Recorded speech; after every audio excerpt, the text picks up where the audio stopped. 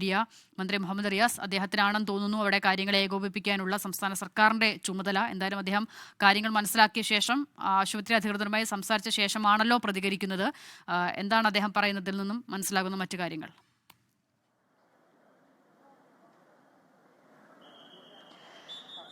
അനുജ സൂചിപ്പിച്ചതുപോലെ ഈ മരണസംഖ്യയുടെ കാര്യമാണ് അദ്ദേഹം പറയുന്നത്. മന്ത്രി മുഹമ്മദ് റിയാസ് പറയുന്നത് ഈ മരണസംഖ്യയുടെ കാര്യമാണ്. അത് 7 പേരുടേതെന്ന് കൺഫേം ഡെത്ത് നമുക്ക് പറയാൻ സാധിക്കും, മരണപ്പെട്ടു എന്ന് പറയാൻ സാധിക്കും. പക്ഷേ ബാക്കി 5 പേരുടെ അത് ലഭിച്ചിട്ടുള്ളത് ശരീരഭാഗങ്ങളാണ്.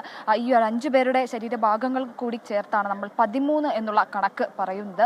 അത് തിരിച്ചറിയേണ്ടതടക്കം കാര്യങ്ങൾ ഇനി ബാക്കി നിൽക്കുന്നുണ്ട്. അതാണ് അല്പസമയം മുൻപ് മന്ത്രി പറഞ്ഞത്. അതായത് 7 പേരുടെ ഡെത്ത് നമ്മൾ ഔദ്യോഗികമായി സ്ഥിരീകരിക്കുമ്പോൾ ഈ 5 പേരുടെ കൂടി 5 ശരീരഭാഗങ്ങൾ കൂടി കൂട്ടി 13 പേർ എന്നുള്ള 7 പേരെ തിരിച്ചറിയാൻ സാധിച്ചിട്ടുണ്ടോ ലിഡിയ? അതുപോലെ തന്നെ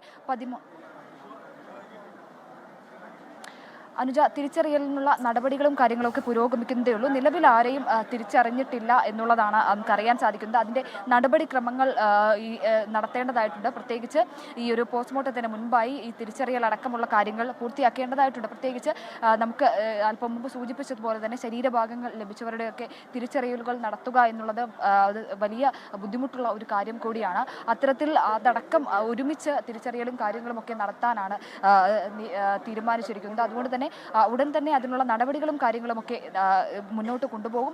പക്ഷേ ഇതുവരെയായിട്ടും നിലവിൽ തിരിച്ചറിയലുകളോ കാര്യങ്ങളോ ഒന്നും തന്നെ നടത്തിയിട്ടില്ല എന്നുള്ളതാണ് ഔദ്യോഗികമായി ലഭിക്കുന്ന വിവരം എന്നതാണ്. ആരുടെയും പേര് വിവരങ്ങളോ മറ്റോ ഒന്നും തന്നെ ലഭിച്ചിട്ടില്ല എന്നുള്ളതാണ്. പരിക്കേറ്റവരെ സംബന്ധിച്ച് പറയുകയാണെങ്കിൽ 13 പേരാണ് തൃശ്ശൂർ മെഡിക്കൽ കോളേജിൽ ചികിത്സയിലുള്ളത് എന്നുള്ളതാണ്. ഈ ലൈസൻസി സതീശനടക്കം മുണ്ടത്തിക്കോട് സതീശനടക്കം 13 പേരാണ് തൃശ്ശൂർ മെഡിക്കൽ കോളേജിൽ. 13 പേർ ഇപ്പോൾ തൃശ്ശൂർ മെഡിക്കൽ കോളേജിൽ ചികിത്സയിലുണ്ട്. അവർ എത്രയും വേഗം ജീവിതത്തിലേക്ക് പഴയ തോതിൽ തന്നെ മടങ്ങി വരട്ടെ എന്നുള്ളത് നമുക്ക് പ്രതീക്ഷിക്കാം. 3 പേരുടെ നില അതീവ ഗുരുതരമാണ് എന്നുള്ളതാണ് അറിയുന്നത്. അവർ വെന്റിലേറ്ററിലാണ്. രക്ഷാപ്രവർത്തനം ഇപ്പോൾ ഈ അപകടം നടന്ന സ്ഥലത്ത് ദ്രുതഗതിയിൽ തന്നെ പുരോഗമിക്കുകയും ചെയ്യുന്നുണ്ട്.